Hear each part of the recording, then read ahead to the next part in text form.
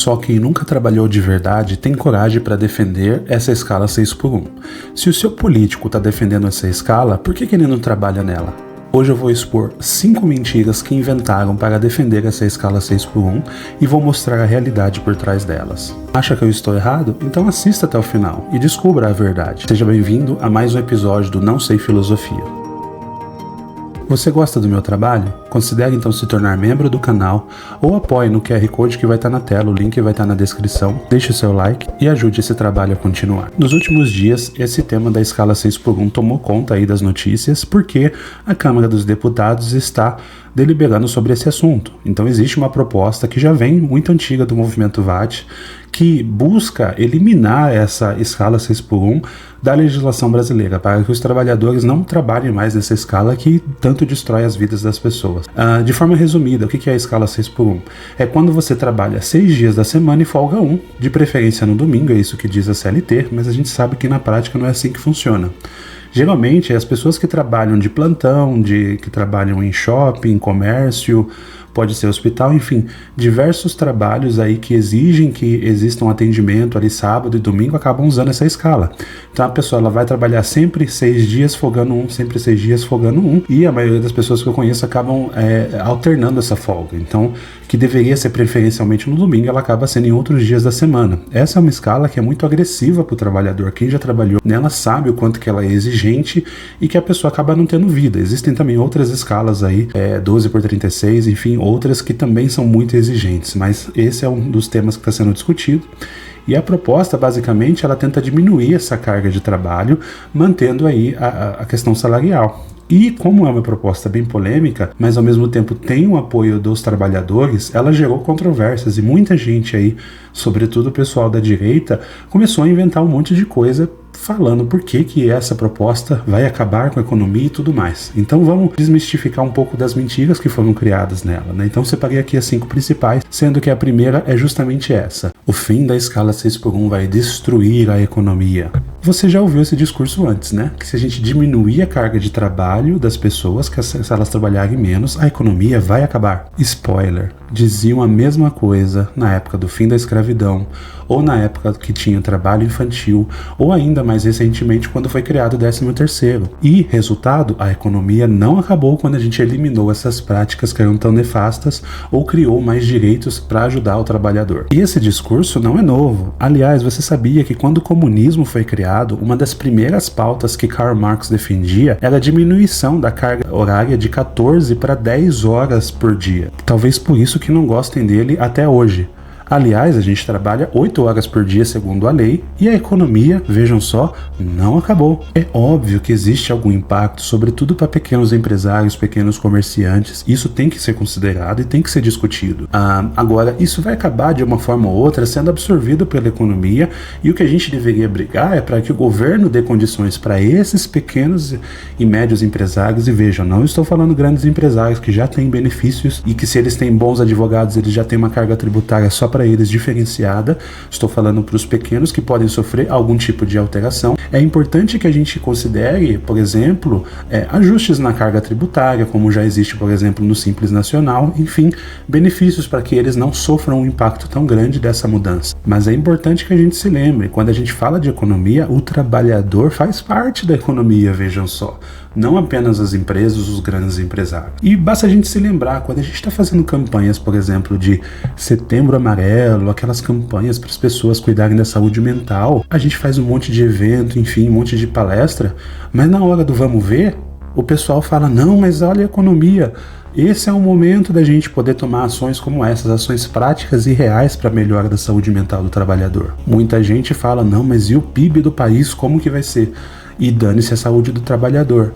Não esqueça de que sem trabalhador não tem PIB, sem trabalhador não tem economia. Aqui vai outra mentira que eu me divirto toda vez que eu vejo ela. Nossa, brasileiro é preguiçoso, brasileiro não gosta de trabalhar. Se a gente reduzir a carga de trabalho, vai reduzir a produtividade que já é super baixa no Brasil. As pessoas que falam isso, talvez elas estejam motivadas por uma manchete ou outra que de vez em quando sai na mídia, igual essa aqui que eu tô mostrando na tela, que o brasileiro, ele trabalha 1 hora para fazer o que o norte-americano faz em 15 minutos. E quem lê isso fala, nossa, olha como o brasileiro não rende, o brasileiro é ruim, é tudo de mal, enfim. Ao ler essa matéria pode até dar uma impressão para quem não lê direito que tá ali, que na verdade o brasileiro trabalha menos, é preguiçoso, coisa do tipo, mas não tem nada a ver com isso. A produtividade, apesar dela sim considerar horas trabalhadas, essa baixa produtividade do brasileiro não tem relação com esforço individual de cada um, não é assim que funcionam as análises de produtividade. Tanto que o Brasil é um dos países com a maior carga horária de trabalho do mundo. Se você considerar o G20, é uma das maiores cargas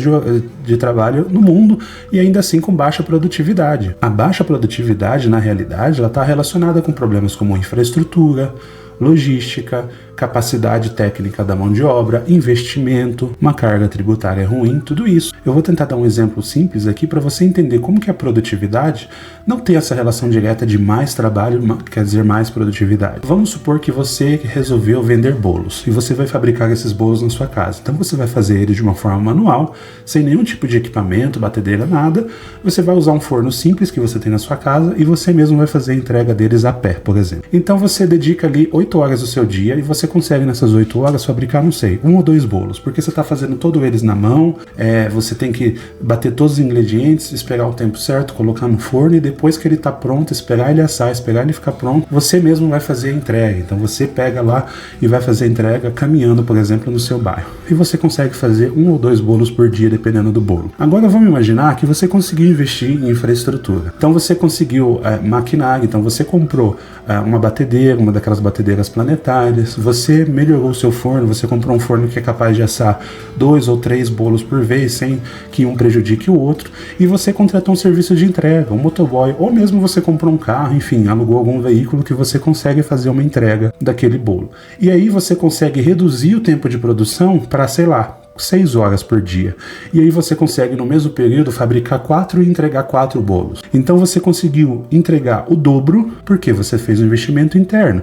Então perceba, quando você tem uma produtividade alta, porque você tem um investimento em infraestrutura, em entrega, em logística e tudo isso, você consegue ser mais produtivo em menos tempo. Então trabalhar mais horas não significa que você vai entregar mais resultado. Então para fabricar a mesma quantidade de bolos, você teria que trabalhar, sei lá, 16 horas por dia, se matar, vamos dizer assim, de tanto trabalhar, ficar exausto para no final ter um gasto alto e uma entrega baixa. Então perceba, a relação de trabalhar mais vai aumentar a produtividade, ela não existe. Eu dei um exemplo bem simplificado, mas se você trouxer para um país do tamanho do Brasil, isso é uma realidade cada vez maior. A gente sabe o tanto de dificuldade que a gente tem com infraestrutura, com investimento. Muitas empresas, muitas vezes as empresas grandes, preferem colocar o dinheiro no banco, porque aqui a taxa de juros ela vai ganhar muito mais do que investir no maquinário. Enquanto isso, ela deixa lá o operador trabalhando no rendimento que ele tem. E aí cria essa falácia de que, mas o trabalhador europeu, o trabalhador americano, ele rende muito mais do que o brasileiro, simplesmente porque ele é melhor. Não, você tem que entender o porquê. Se o cara tem um robô, uma máquina, e ele é mais capacitado, ele tem uma carga tributária menor, a rede de infraestrutura logística dele é mais rápida, ele vai conseguir entregar mais do que o trabalhador brasileiro. E não é porque ele não é preguiçoso. Isso é uma falácia completa, uma mentira que não faz o menor sentido. A próxima mentira que você ainda não deixou um like nesse vídeo. Como assim? Você está assistindo até aqui? Deixa o seu like, apoie o canal. Isso não vai acabar com a economia do Brasil e ainda vai ajudar um trabalhador. Deixa o seu like e se inscreva no canal. Vamos para a terceira mentira. A falácia de que o trabalhador tem que ter autonomia para negociar diretamente com o patrão a jornada de trabalho. Sério mesmo? Eu nem preciso discutir muito esse assunto. Quem já trabalhou aqui, principalmente com pequenas empresas em que você lida diretamente com o dono, sabe como que é a realidade. Apesar de existir poucas exceções ali, a gente sabe que na real a gente acaba trabalhando muito mais do que necessário, às vezes faz coisas que não está prevista na lei para manter aquele emprego. Quantas pessoas aqui já não ficaram até mais tarde no trabalho, já não deixaram de registrar hora extra, fizeram dupla jornada, de repente a pessoa é contratada para ser vendedor, ela também faz a faxina da loja, ela também faz segurança, faz o caixa, faz tudo para manter o seu emprego, porque ela está negociando diretamente ali com o patrão e ela quer manter o emprego dela. Então falar que a pessoa vai ter autonomia para negociar diretamente, mesmo tendo sindicato, a gente sabe que, tirando alguns casos, como por exemplo o sindicato de metalúrgico, que geralmente é mais forte, consegue negociar, esses sindicatos de comércio, sobretudo, sindicatos que trabalham nessa categoria, não tem poder nenhum. E na prática, o que o chefe manda, você tem que obedecer, senão você sabe que você vai perder o seu emprego. né? Você está trabalhando ali, faz jornadas exaustivas de trabalho. Então, essa coisa de que você vai ter o poder de negociar e que o governo não deveria se meter nesse assunto é uma falácia. Isso não funciona. Na prática, o elo mais forte sempre vai ganhar essa briga. E a quarta mentira? A quarta mentira é sobre a escala 4x3. Muita gente falando, não, mas eu até aceitaria a escala 5x2, né? Como se fosse, nossa, olha que benefício.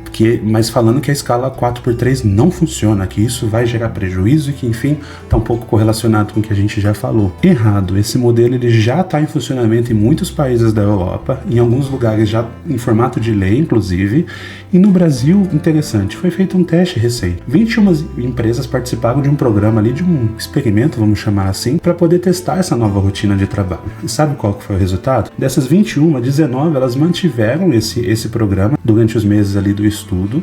E o que elas perceberam? A produtividade aumentou em média em 71%.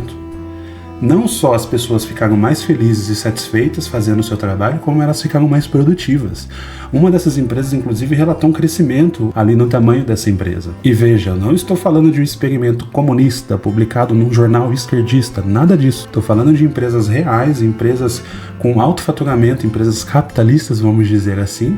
E esse experimento ele foi publicado ali numa reportagem da revista Exame. Eu vou deixar, inclusive, o link ali para você poder acompanhar se você quiser entender mais como que ele foi feito. Bom, e a última mentira aqui, que na verdade foi uma coisa inventada pela direita para tentar concorrer, já que ela viu que estava perdendo a pauta nesse assunto, é a chamada PEC da alforria. Então, um projeto de emenda constitucional, né, um projeto de lei ali que os deputados da direita inventaram para tentar contrapor, vamos dizer assim, essa questão da escala 6x1, onde eles liberam ou libertam o trabalhador, nesse nome alforria tem o sentido de libertar o trabalhador, para que ele determine a sua própria jornada. Parece bonito falando assim, né? Mas o que muitos professores e analistas ali avaliaram é que essa PEC, na verdade, ela prejudica mais o trabalhador do que ela ajuda, porque ela permite, por exemplo, que as empresas contratem o trabalhador por hora, já que ele poderia ser flexível nas horas que ele trabalha, então ela poderia contratar ele ali por poucas horas na semana, por exemplo, e ali ele teria um valor mínimo baseado no salário mínimo que ele ganharia, que ele poderia cobrar por hora. Mas o que pode acontecer na prática é uma precarização do trabalho, transforma o trabalhador numa espécie de um freelance, em que ele vai, entre aspas, poder negociar o custo da sua hora e trabalhar poucas horas na semana. Na prática, a gente sabe como que isso vai acontecer. A empresa vai oferecer um trabalho, a pessoa desempregada ela vai ter que aceitar, não importa o valor que for pagar, que seja o mínimo do salário mínimo, por exemplo, e vai acabar sendo precarizada, porque ela vai ter que trabalhar uma quantidade absurda de horas para talvez ter o que ela teria trabalhando de uma forma mensal, sem os seus direitos garantidos. Eu li essa proposta, ela tem menos de 3 páginas, ela foi feita às pressas só para fazer um contraponto. É incrível como a gente tem uma capacidade absurda dos deputados, simplesmente por uma birra, por não querer sentar e discutir o assunto, fazer uma proposta sem pé sem cabeça só para vender em rede social. Na rede social tá bonito lá o Nicolas, os outros deputados que a gente conhece. Você lê a proposta, ela tem menos de 3 páginas, mal escrita. A lei mesmo em si tem alguns parágrafos, não detalha nada. Uma proposta sem pé nem cabeça e a gente acredita nesses caras. É um absurdo a gente acreditar nesse tipo de coisa, num debate sério como esse. Isso mostra que no final a realidade é uma só. Toda vez que a gente for falar de direitos trabalhistas, de melhora da qualidade da vida das pessoas, vão aparecer os cavaleiros do apocalipse da economia, dizendo como que essa proposta vai acabar com a economia, vai destruir o país. Meu Deus, todos vão ficar desempregados. Um absurdo. Sendo que a realidade a gente vê que não é assim. Com o tempo, cada vez mais a gente consegue trabalhar e melhorar essa questão da luta social, trazer uma qualidade de vida para o trabalhador, para que ele possa ter vida, Veja, o que está sendo pedido aqui não é algo absurdo, é algo assim, eu preciso descansar, eu preciso ter tempo com a minha família, eu preciso ter tempo de qualidade, eu preciso ter saúde mental. O que a gente precisa entender no final é que o trabalhador, ele não é a parte da economia, ele é o coração da economia. Ele é o centro de tudo, tudo começa e tudo termina nele. O dia que a gente entender que o trabalhador é a peça fundamental do PIB, da economia, dos lucros, talvez a gente vai entender a importância de valorizar aquilo que é o fundamental de tudo, que são as pessoas. Agora é com você, compartilhe esse vídeo para as pessoas que precisam conhecer essas verdades. Apoie o canal, o QR Code vai estar na tela, se inscreva também no canal, se torne membro, comente o que você achou, você concorda com o que eu estou falando, o que mais que você está vendo de argumento aí que não faz sentido? Deixe a sua opinião, muito obrigado por ter acompanhado até aqui e até o próximo.